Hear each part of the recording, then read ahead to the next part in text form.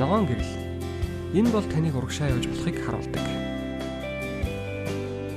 Харин улаан бол зогсохыг.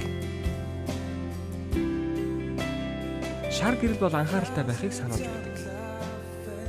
Хэрвээ хүмүүс гэрлэн тохионы дүрмийг зөрчиж эхэлвэл юу болох вэ? За ер нь бол хүмүүс өдөр болгон шийдвэр гаргаж амьдардаг. Урагшаа явах уу, үгүй юу, эсвэл хийх үү болох уу гэж хөвөрч байгаа. Харин ертөнцийн танд үргэлж ямар нэгэн тохиогж байдгийг та мэдэх үү?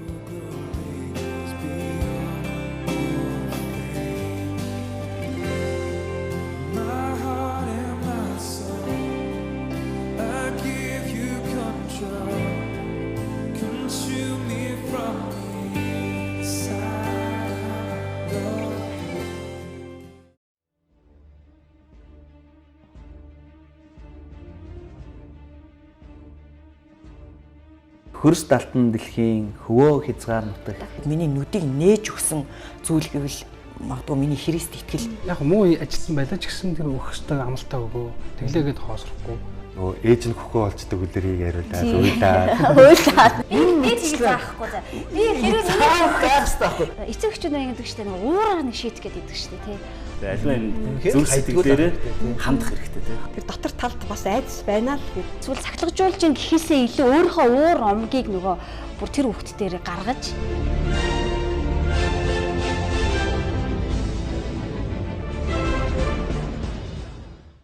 Ер нь та гэрэлд байх дуртай юу? Харанхуйд байх дуртай юу? Гэрэлд байх дуртай. Ер нь бол хүн гэрэл гээтэй газар байх дуртай юм.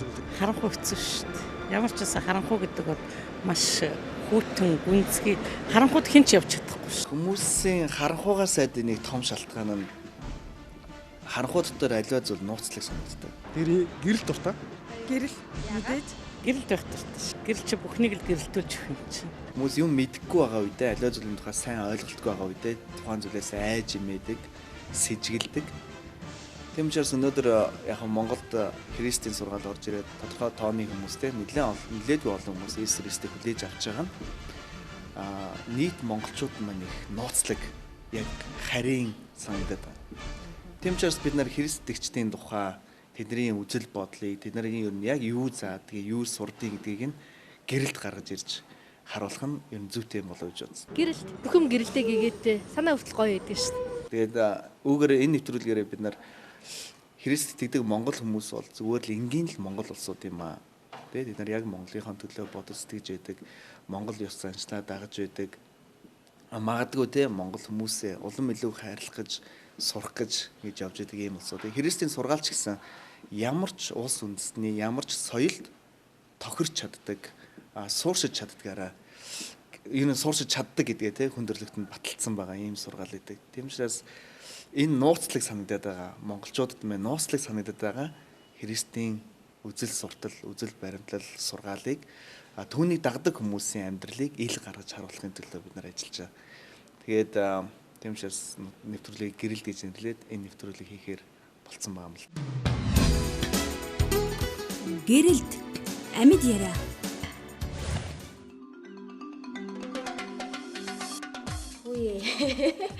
юу жаваа бэ? Сайн байна уу? За нэвтрүүлгийн талаар асуух юм аа. За. Гэрэл гэж өгөхөд нэлээ олон зүйлийг бодсон л доо. Бидний нэвтрүүлгийн хийх гэж зорилго юу вэ те? Зорилго дээр үндэслээд тэгээд нэрээ олох гэж бас нэлээдгүй цаг хугацаа шаардсан. Миний харанхууд та нарт ярьсан зүйлийг гэрэлд гарган яриа. Иесус Христийн заасан сургаал дотор нууц юм ерөөсөө байхгүй. Яг уу тухайн үедээ өөрийнхөө хүмүүст зөвхөн ойлгуулах гэж тэ ховчлон заасан олон зүйл байдгийн дотор тэр бүх зүйлүүд нь бүгдээрээ олон хүмүүст зориулагдсан. Тийм учраас Иесус Христ өөрийнхөө биднэрт заасан сургаалуудыг нуугаад зүрх сэтгэлдээ хадгалаад өөр хинт ч үзүүлэхгүйгээр яваа гэж ерөөсөө хэлээгөө харин ч бүр гэрэлд гарган харуул хүн болгонд үзүүл хүн болгонд хуваалц гэсэн мэд. Тийм учраас бид нар нэвтрүүлгээ яг тэр ишлэлийн гэрэлд яар гэдэг үгээр нь нэрлэхээр шийдээд гэрэлд бид нар Иесус Христийн хүмүүсийн амьдрал хийсэн бодит өөрчлөлт, сэтгэлгээний өөрчлөлтийг харуулъя гэж бодож энэ нэрийг өгсөн байна. Бидний нэвтрүүлгийн зорилго бол мэдээж Есүс Христэд итгэгчдийн өдөр тутмын амьдрал дахь тэр үн цэнийг гаргаж ирэхийг Тэ тэднийг бас амьдралдаа өдөр тутмынхаа амьдралд юу шийдвэрүүдээ яаж гаргадаг, юун дээр тулгуурлалтай тэ. Тэр олон сэдв асуултууд дээр ерөн ямар байр суурьтай байдгийг энэ болгоныг нь харуулахыг зорьсон учраас ерөн гэрэлт гэдэг нэр тохирох юм байна. Ямар ч байсан тэр харагдахгүй байгаа тэр энгийн амьдралаас тэр эгэл бос зүйлийг бид нар бас олж харуулахыг хүссэн учраас ерөн гэрэлт гэдэг үг тохирох юм байна гэж л бодсон даа.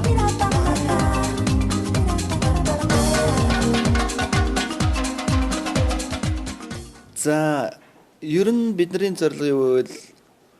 Гол нь Христ итгэлт мөн чанар те Христ итгэлт үзэл баримтлалыг аль болох олон өнцгөөс нь харуулахыг хичээж байгаа учраас амьдрал дээр тохиолдож болдог бүхий л асуултуудыг бүхий л үйл явдлуудыг ерөнхийдөө оруулахыг хичээж байгаа. Гэхдээ дийлэнх нь бол гэр бүл хүүхэд хүмүүжүүлэх чиглэлийнх байгаа болов уу гэж би бодож байна. Гэхдээ яг нэвтрүүлэг яваад эхлэхийн дараа бас тэг яг ямар сэдвүүд илүү чухал санагдах нь. Жишээлх юм бол нийгэмд өнөөдөр гарч байгаа хариулагдаагүй олон асуултууд байдаг тийм ээ.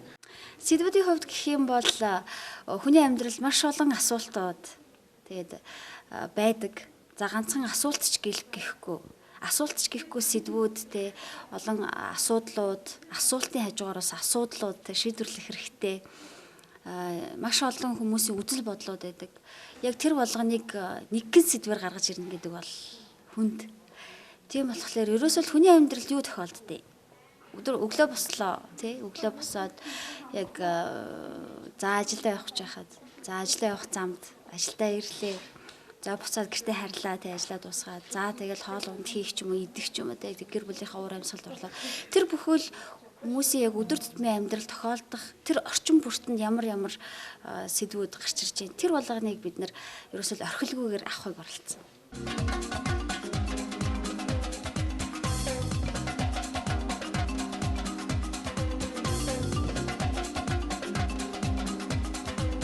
Тэгээ орж байгаа хүмүүсийн хувьд болохоор итгэвч байх ёстой. Яагаад гэвэл бид нар янз бүрийн зочин өөрөх боломжтой бол боломжтой. Харин бидний нэвтрүүлгийн зорилго болохоор юу вэ гэхээр Христэд итгэгчдийг оруулж ирж байгаад тий нэвтрүүлэгтээ увирж байгаад өдөр тутмынхаа амьдрал дах тэр бүхэл чимээгүй үйлддэг тий чимээгүй хийдэг тэр л өөрийнхөө амьдралын төлөө гаргаж байгаа тэр шийдвэрүүд үн цэнүүдийг гаргаж ирж яриулахыг хүссэн учраас тэдэнтэй бас хамтдаа хуваалцахыг хүссэн учраас үзэл бодлоо тий хамтдаа хуваалцахыг ярилцахыг хүссэн учраас дандаа Христэд итгэгчд байлгахаар зорьсон.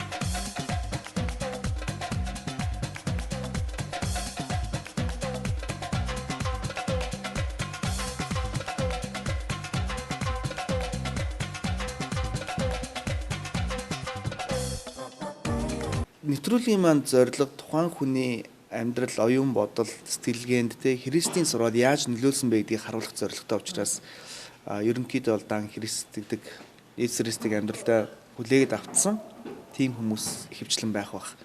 Гэхдээ бүгд бол энгийн хүмүүс байх бол.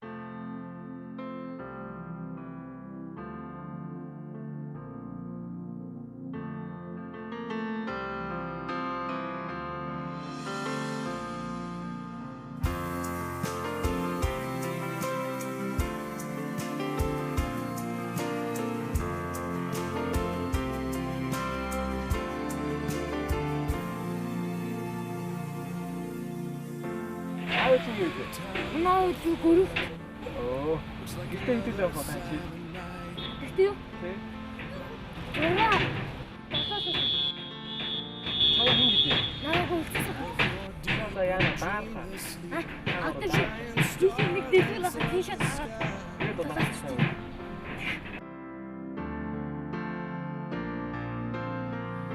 And while you're lying in the dark, there shines an everlasting light.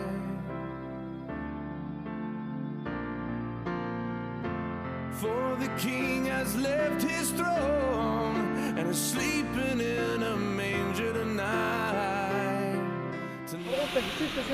Зэ. Онцгой. Хаваа ямар юм бэ? Компани.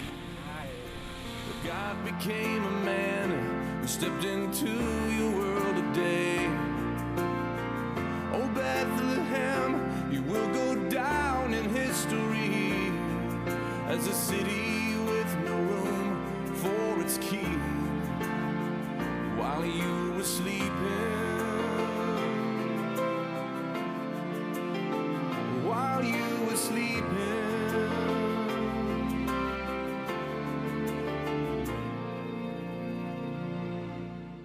Намайг хитэ гэдэг. Би 4 хүүхдээ аав. Намайг мөнгөн цэцэг гэдэг. Би гэрэлсэн. Бас 1 хүүтэй. Уура гаргадаг. Би уурлахаар миний дуу чангардаг. Хэрвээ гарт утас сайхан бол утасгүй болоод гарч ирнэ гэсэн үг. Заавал учрыг нь олж иж тавьширдаг. Үзэн яддаг хүн үү бодоодох юм. Гөө би хүний үзэн яддаг. Би Есүс итгэдэг учраас үзэн яддаг хүн байх ёсгүй гэж Библи заадаг. Тэгээ үзэн ядчихгүй юмсан гэж хичээдэг. Гэхдээ гарч ирдэг. Тэгээ огт байхгүй гэж хэлж чадахгүй байх. Дургуун хүмүүс бол байгаа. Дургуун байхгүй. Яг инээдтэй байгаа. Хамт ажиллагаар ирэх юм бол хэдий дургуйч гэсэн би хүлээж авахд билээ. Надаас өөр байгаа нь надаас муу гэсэн үг биш. Тэгэхээр би надаас өөр байгаа хүмүүст заримдаа дуртай, заримдаа дургүй байдаг. Гэхдээ дургүй байгаа хүн болгон маань миний эсрэг гэсэн үг биш. Яагаад гэвэл бүх хүнтэй сайхан харилцаатай хаяг би өөрөө хичээдэг. Яагаад юм бэ?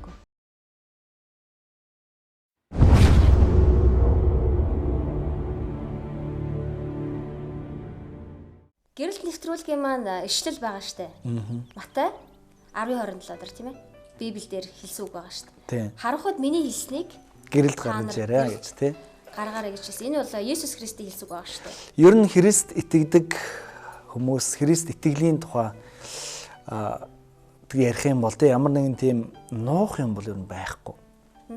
Нууцлаг аливаа зүйл ер нь ингээд нууцлаг байхаараа яадаг бол хүмүүс тийм с ิจ гтэй санагддаг тийм шүү дээ. Ер нь нууц юм буюу далдлагцсан юм гэдэг чинь заа нэг зөв биш юм байгаа да. Нэг буруу юм. Хүмүүс нэг сөргөөр хүлээж авдаг шүү дээ аливаа тийм зүйлийг. Ялангуяа нийгэм даяар хамрах гэж байгаа үзэгдэл. Тэгвэл бид хоёрын одоо нэвтрүүлэг чи хаашаа болохгүй байгаа юм гэрэлд гаргаж ирээд ярих гээд байгаа юм уу? Гол нь илчлэх гээд байгаа юм уу? Юу илчлэх гээд байгаа? Тэрэндээ бас гол нь биш юм шиг байна л да. Би юу гэж ерөнхийдөө энэ нэвтрүүлгийг хараад байгааг гэвэл Христ итгэдэг үнцийн дотор Христ итгэдэг хүмүүсийн дагаж явдаг зүйл дотор олон тийм сайн зүйлүүд байдаг. Олон чухал ойлголтууд байдаг.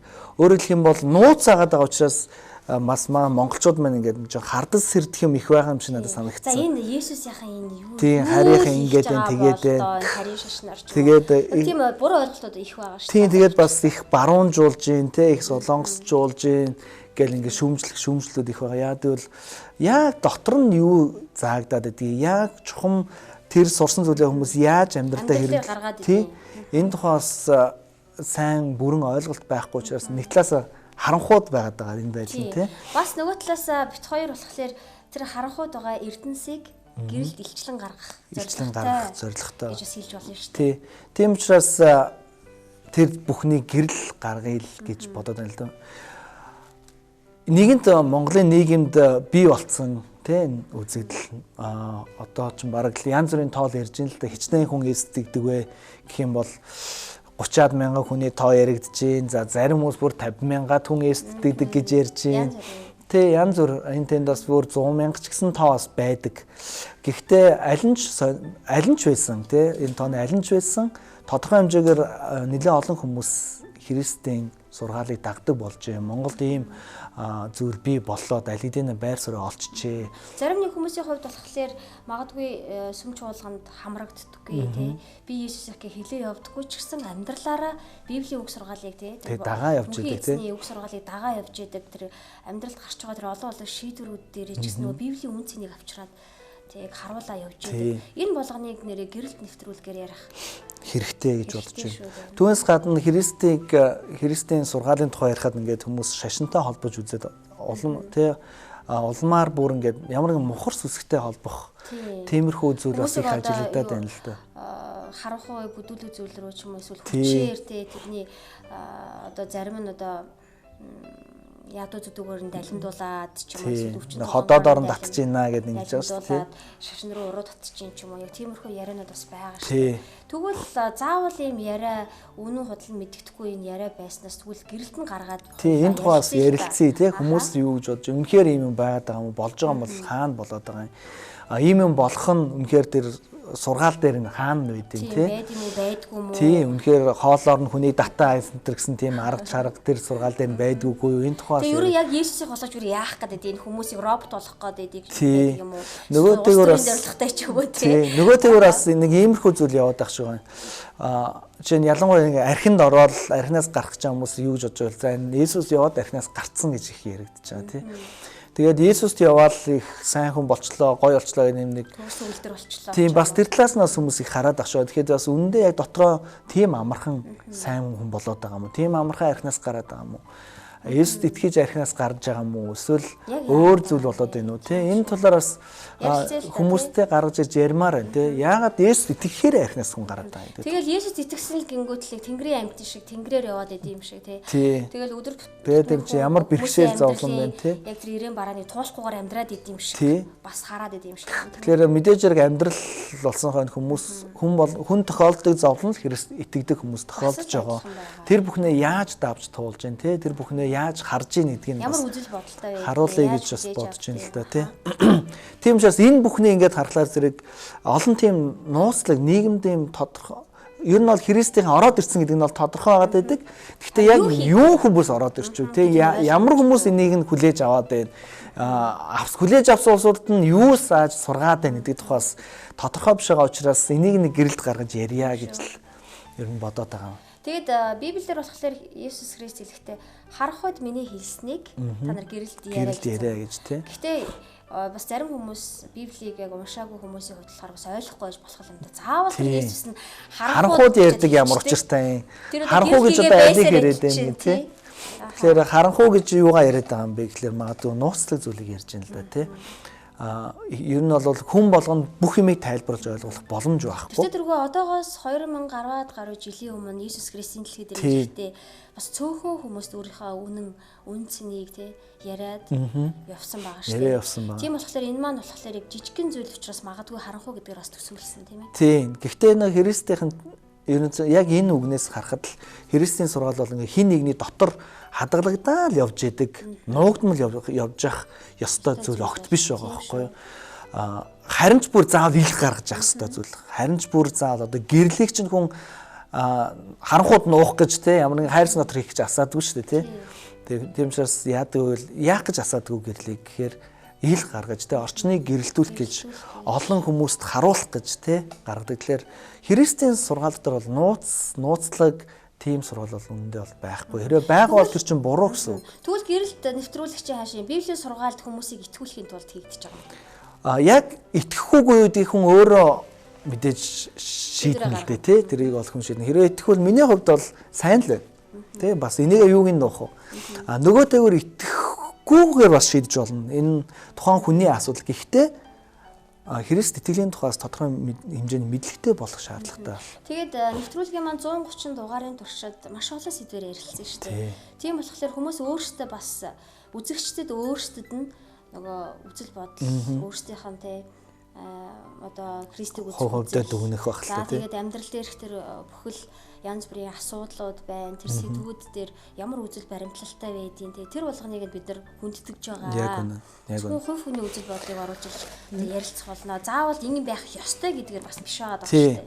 Чамаас нэг сонирхолтой зүйл асуумаар санагчлаа. Чиний бодлоор одоо бид нар бол нэг 130 дугаар явуулна. Асар олон сэдвүүд орлоо тий. Нэг талаас аюу ирээвэр хураа. Чиний хувьд эдгээр сэдвүүдээс хамгийн чамд энэ л өстой гоё сэдв, энэ л их сонирхолтой, өөрөө ч хувь сонирхолтой бас тий бас их боддог тийм сэдв нь аль нь вэ?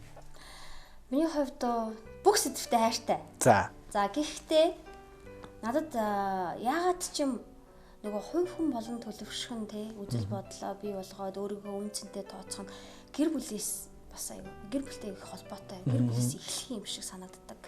Тэгвэл нэг хүн ганцаараа байж байгаа л би төлөвшсөн би ийм библиэс уншаад ч юм уу те би тэр хүний үгийг сонсоод би амьдрал дээр ийм өөрчлөлт гаргамаар байна гинт ингэ шийдвэр гаргадаг шүү дээ. Гэр бүлээс тэр тусмаа бүр багаасаа те хүмүүжлэн хамгийн их нөлөөлж яадаг шүү дээ. Тийм болохоор хүүхдийн хүмүүжлэлтэй холбоотой сэдвүүд надад бүр өөр өгөөжтэй юм шиг бүр хэрэгтэй юм шиг тий санагдаж байгаа тий. Энэ сэдвэр нэлээд хэд хэдэн дугаарууд бэлтгэгдэж байгаа шүү тий бас нэг талаас. Миний хувьд бол хамгийн надад сэтгэл дотор тий ойрхон гой санагдаж байгаа сэдвүүдийн маань нэг бол яхахгүй ирчүүдийн тухай ярьж байгаа хэсгүүд байгаа л да тий. Ирчүүд маань ер нь бол нэг талаас ингээд Христ итгэдэг ирчүүдийн их номоо дуугаа нэг бол тий юм хүлцэнгүй болон шашин ер нь хүнийг хүлцэнгүй байхыг шаарддаг гэж ерөнхийдөө нийтлэг хүмүүс бодож байгаа тий. Тэгэхээр чинь Христ итгэдэг хүний хувьд бол эр хүнийг илүү үүрэг хүлээх ёстой гэж бүр тулгадаг. Тий. Заавал байнгын тэр тий хатуу өөртөө сахилга бат ер нь тавьж явах ёстой тий. Хэрвээ алдаж онлооход тэрийгэ хүлээн зөвшөөрчдөг байх ёстой. Засгаж босдог байх ёстой. Гэдэг талаас нь ерөнхийдөө их ярих тэр сэдвүүд их сонирхолтой надад санагдаж байгаа. Нэрээ ирчүүдийн тухай сэдв бас чамгүй их. Тий, нэлээд орж байгаа. Дээр нас Христийн үнэн сургаалыг тий шашны ямар нэгэн мухар сүсэг, шашны нэг хоосон хийсвэрлэлээс салгахж ярьж байгаа нэг хэд хэдэн бас сэдвүүд байгаа шүү дээ тий. Үнэхээр нэг мухар сүсэгтэй холбоотой ярих. Үр нөлөө үзүүлдэг юм байна амьдрал тийм ээ. Энэ сэдвүүд бас их надад үзэгчд маань илүү бас сонирхолтой санагдах болов гэж бодож байна. Өшөө Есүс итгэдэг Христийн сургаалчин бас нэг гаднаас дөнгөж орж ирээд ингээд байгаа. Одоо нэг гадаадынхны гадны шашин гэдэг ойлголт байгаа. Энийгээд дагаад Монголын Есүс итгэдэг хүмүүсийг нэг монгол хүн биш болцсон, монгол ёс зам заншлаа хайцсан. Энэ хүмүүс өөрөө эх оронч үзэл гэж байхгүй хаа. Тийм, энэ талаас нь бас их хардж байгаа зүйл байгаа. Тэгэхээр энэ талаараас хэд хэдэн зочид маань орохоор ерөнхийдөө төлөвлөгдсөн байгаа тийм ээ. Энэ сэдвүүдээс их сонирхолтой авах болов гэж бас бодож байна л да. Тэгэд үзэгчтэй ер нь чиний зүгээс юу гэж уриалмаар байна? Үзэгчтэй бол би орой болгон тий даваа гаргаас баасан гарыг болгон манай нэвтрүүлгийг тоглон сууж үзээрэй. Манай нэвтрүүлгээр та Христ итгэлийн тухай, энэ Христ итгэгч амьдралын хэв маяг, үзэл бодол, ертөнцийг үзэх үзлийн тухай ер нь бол олон талаас нь мэдээлэл авах боломжтой шүү. Тийм шүү. Та харин зөвхөн шашны нэвтрүүлэг шүү гэж харахаасаа илүү хүмүүс амьдралынхаа хэв маягийг тэгээд надтай адилхан амьдарч байгаа адилхан л адилхан амьдрал туулж байгаа хүмүүс те. Хүмүүсийн хувьд ер нь яаж амьдрд юм бэ? Тэдний үзэл бодол юу байд юм бэ? Танд бас тусгаад авчихаар юу байна? Эсвэл таны үзэл бодлоо нийцэхээр бас юу яриад байна? Энэ талаар ч гэсэн тунгаа бодох боломжтой байгаа шүү дээ. Игэл телевизийн сувгаар орой болгон бит хоёртай хамт байгаарай. Гэрэл нэвтрүүлэгт бүгдээрээ уулзцгаая.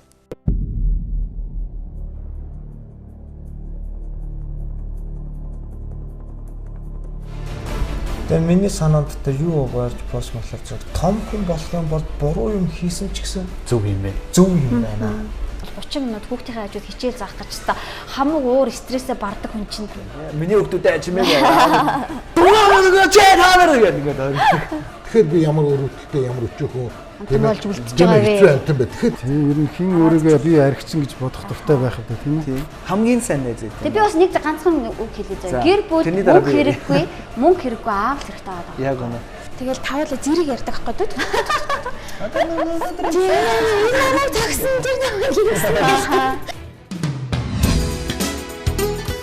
Гэрэлт амьд яриа. Ер нь та гэрэлт байх дуртай юу?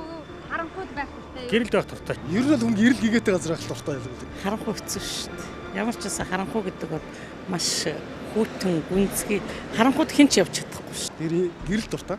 Гэрэл мэдээж. Гэрэлт байх дуртай шүү. Гэрэл чи бүхнийг л гэрэлтүүлж өгөх юм чинь. Гэрэлт бүхэн гэрэлтэй гэгээтэй санаа хүртэл гоё байдаг шүү.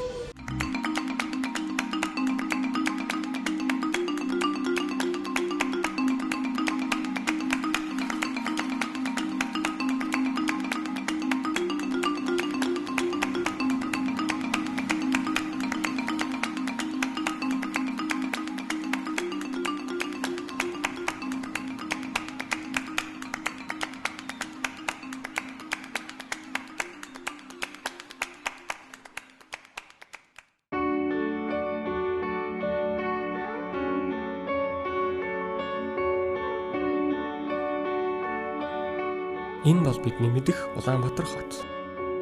Энэ хотод маань янз бүрийн хэмжээтэй олон төрлийн барилга байдаг.